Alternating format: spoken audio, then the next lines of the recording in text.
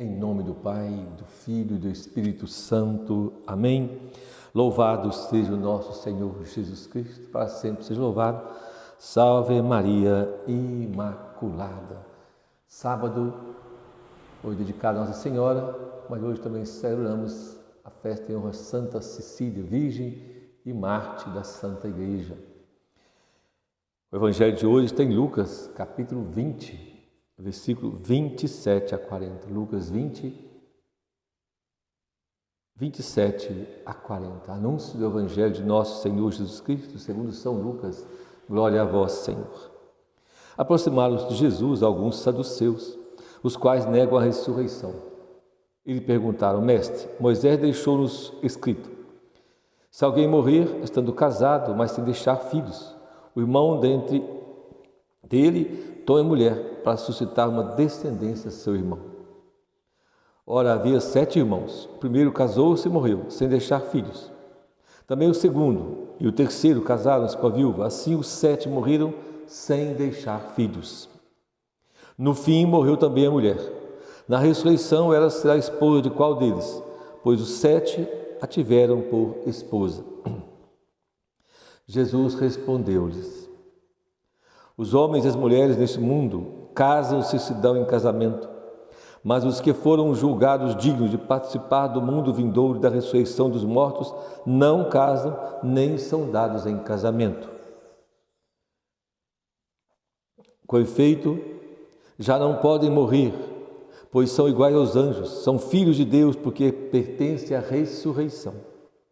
Que os mortos ressuscitam também foi mostrado por Moisés na passagem sarça ardente, quando chama o Senhor de Deus de Abraão, Deus de Isaque e Deus de Jacó. Ele é Deus não de mortos, mas de vivos, pois todos vivem para Ele. Alguns escribas responderam a Jesus: Mestre, falaste muito bem. E não mais tinham coragem de perguntar coisa alguma.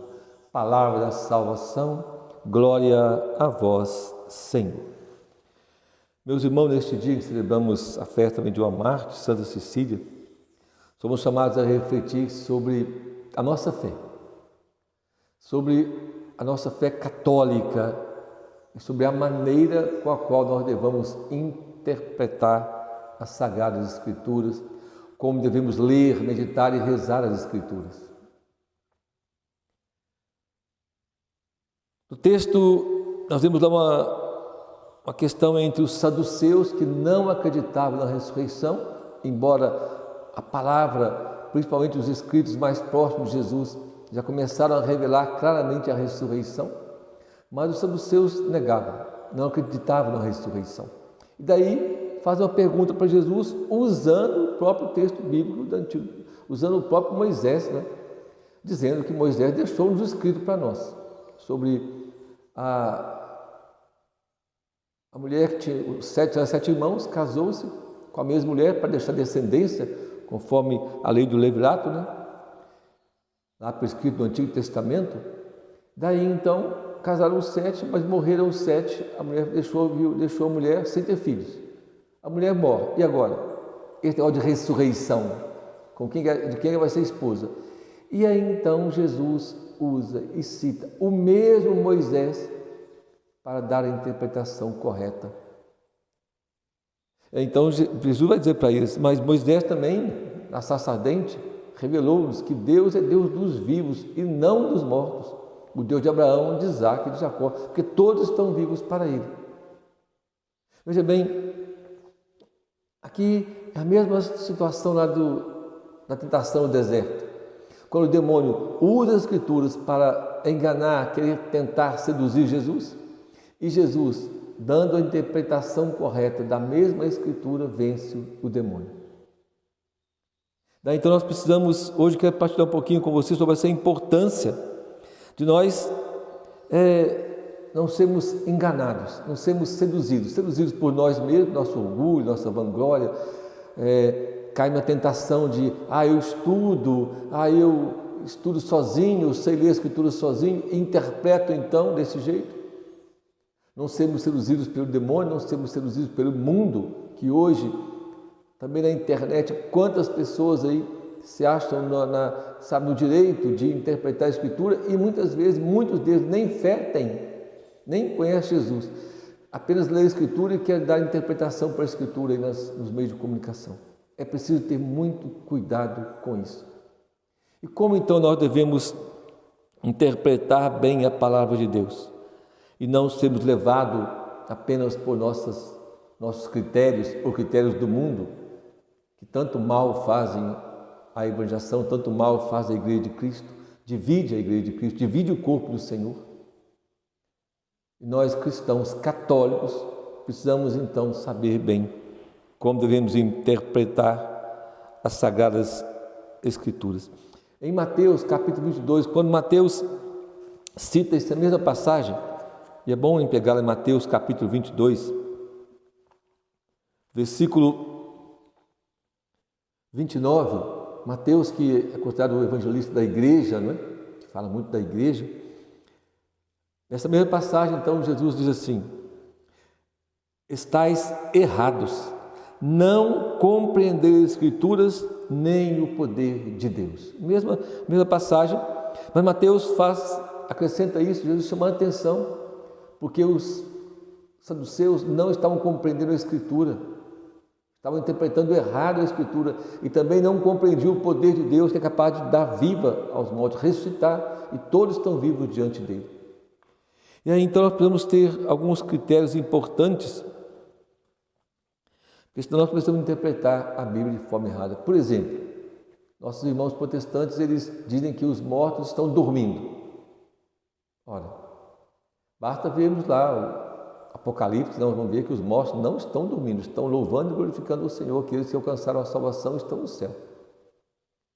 Também se nós pegarmos na transfiguração, aparece quem lá? Moisés e Elias, estão conversando com Jesus, quem está dormindo não conversa.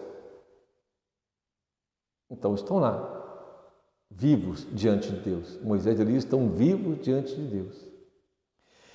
Então nós precisamos ter alguns critérios importantes para interpretar a Sagrada Escritura. Qual é o primeiro critério muito importante? É uma fé firme e viva em nosso Senhor Jesus Cristo, que é Deus encarnado. Crer que Jesus é a palavra eterna. Eu preciso ter essa fé. Quem não tem essa fé não interpreta direito a Sagrada Escritura. Por quê? Porque Jesus, vivo, a palavra eterna do Pai, está de Gênesis e Apocalipse. É pela palavra, pelo verbo, ou seja, por Jesus, que o Pai realizou e criou todas as coisas. Pela palavra. Então, eu tenho que crer em Jesus, crer que Jesus é Deus, que Ele é o Filho eterno do Pai, que Ele é o Verbo divino, por quem tudo foi feito, nele tudo foi criado, nele somos, vivemos, existimos. Então, eu preciso ter uma fé cristocêntrica, ter uma fé verdadeira, que Jesus é a imagem visível do Deus invisível. Ele é a expressão da imagem do Pai, do amor do Pai. Crer que Ele é o único Redentor e Salvador. Eu preciso ter essa fé para interpretar a Sagrada Escritura. Sem essa fé, qualquer interpretação já se perde, já não dá certo, já vai ficar errada. Porque eu vou ver aqui um monte de coisas que não vejo. Sem eu crer que Jesus é Deus, se encarnou, morreu numa cruz e ressuscitou, eu posso deturpar e crer, por exemplo, na reencarnação. Então eu preciso crer em Jesus. Uma fé firme, viva em Jesus, quem é Jesus, o que Ele é e o que Ele revelou e o que Ele fez a nosso favor. Então eu preciso ter essa fé cristocêntrica, crer em Jesus. Crer na igreja. Se eu creio em Jesus, eu preciso crer na igreja. Crer que Jesus, Ele fundou e edificou a sua igreja. Lá em Mateus, Pedro, sobre ti eu edificarei a minha igreja. Creio que Jesus, que é Deus, e Ele quis edificar uma igreja, quis fundar a sua igreja. São Paulo, na carta aos Efésios, no capítulo 2, versículo 20 e seguinte, ele fala sobre essa fé. A necessidade de crermos que a igreja, que a nossa fé é fundada na igreja, que tem os apóstolos, tem como alicerce os apóstolos e Cristo como pedra angular. Então a minha fé precisa ser uma fé cristocêntrica, mas também uma fé apostólica, uma fé na igreja. Eu preciso crer com a igreja e crer na igreja, que é corpo místico de nosso Senhor Jesus Cristo. Sem essa fé também eu vou correr o risco de interpretar mal, muito mal, as Sagradas Escrituras, porque eu vou querer interpretá-la sozinho, né? E aí não vai dar certo. Aí não vai dar certo. Efésios 2:20.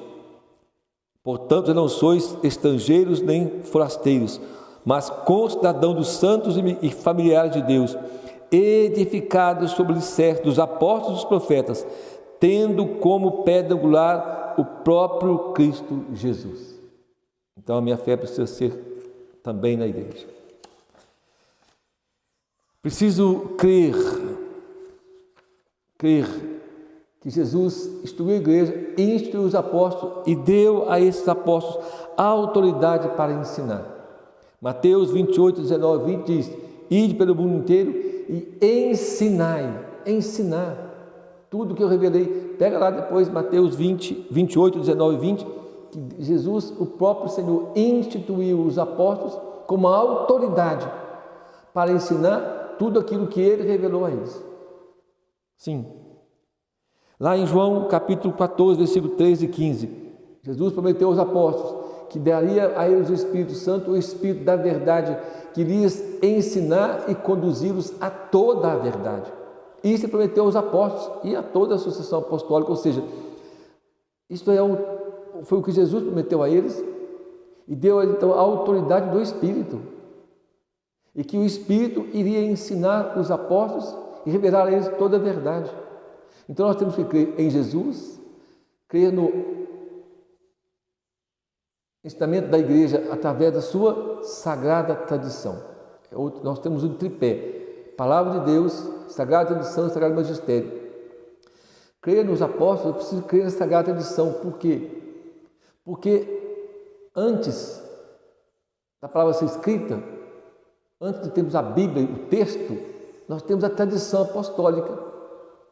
Porque foi os apóstolos que foram pregando, os 11, depois Matias os 12, depois veio Paulo, Timóteo, nós vamos ver lá nos Atos dos Apóstolos que pregavam, e o primeiro escrito da Sagrada Escritura foi mais ou menos nos anos 51, a carta de São Paulo aos Tessalonicenses. Os evangelhos foram lá nos anos 65, 70.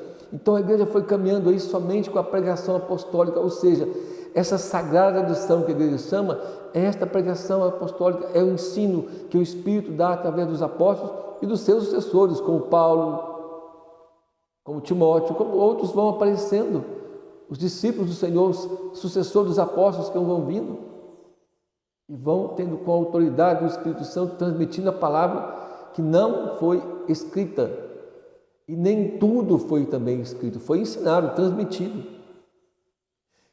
A religião, a fé católica não é a fé do livro. Infelizmente, muitas pessoas vivem a fé do livro, só o que está escrito. Olha, mas enquanto não estava nada escrito, como é que foi isso? A fé católica não é a fé do livro, é a fé da palavra. Na palavra que é Jesus, a palavra encarnada. Então eu preciso crer em Jesus, que é a palavra eterna do Pai.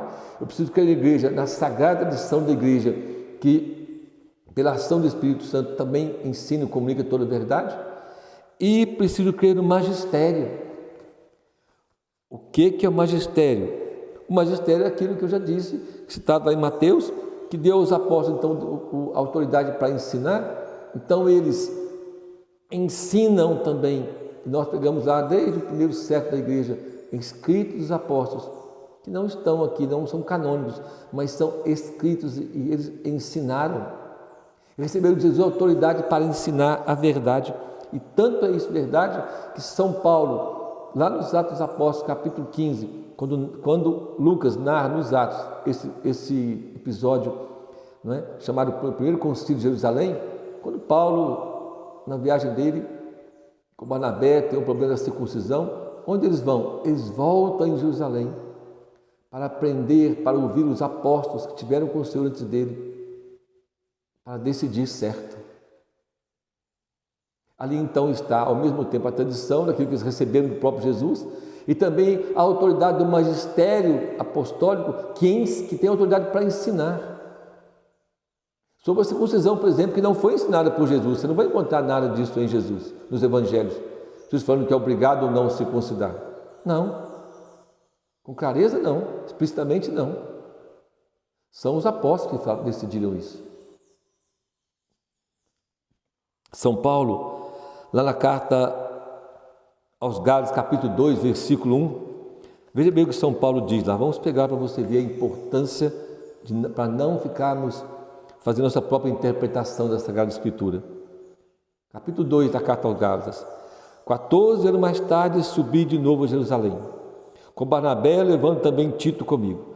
Fui lá por causa de uma revelação. Isso foi o que eu falei agora, lá nos Atos, capítulo 15, sobre a questão da circuncisão. Mas por que Paulo foi lá? Veja bem.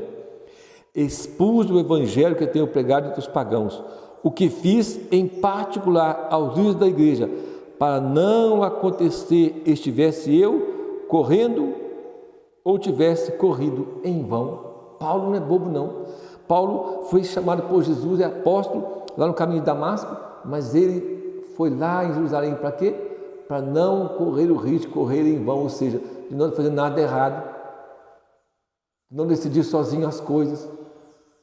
Paulo fez muita oração, é claro, o grande apóstolo dos gentios, mas sempre ele esteve em comunhão com os apóstolos, com aqueles que foram chamados antes dele. Meu irmão, minha irmã, precisamos rezar, precisamos ler a Bíblia, mas em qualquer dúvida, em qualquer dificuldade, nós precisamos buscar na fonte certa. Na fonte certa. Fé em Jesus nosso Senhor, que é a palavra eterna do Pai. Fé na igreja, crer na igreja, então preciso ler com magistério, na tradição da igreja. Preciso ler a Bíblia com a tradição, a sagrada tradição da igreja. Ler com o magistério da igreja. Então preciso ter uma fé católica. Só assim eu faço uma boa interpretação da Sagrada Escritura. Né? A nossa fé é assim. A palavra eterna, que a Bíblia também, o escrito, mas que revela a palavra eterna de Jesus. A tradição, a sagrada tradição e o sagrado magistério. Se nós permanecermos firmes aí, não erramos o caminho. Não erramos o caminho. Vamos perseverar na fé para um dia contemplarmos a glória de Deus, como fez Santa Cecília. Ela foi fiel à igreja, viveu bem a palavra, em unidade com a igreja, firme na fé católica. Temos sempre essa disposição, meu irmão e minha irmã, para perseverarmos na fé católica e não desviarmos no caminho. Que o Senhor nos abençoe, em nome do Pai, do Filho e do Espírito Santo. Amém. Louvado seja o nosso Senhor Jesus Cristo, para sempre seja louvado. Salve Maria Imaculada. Meu irmão, divulgue esse canal, se inscreva, dê o like, faça seus comentários, né? Isso é importante para o canal, para o YouTube, para reconhecer que o canal é bom e aí ganhar mais visualizações no YouTube. Deus abençoe você.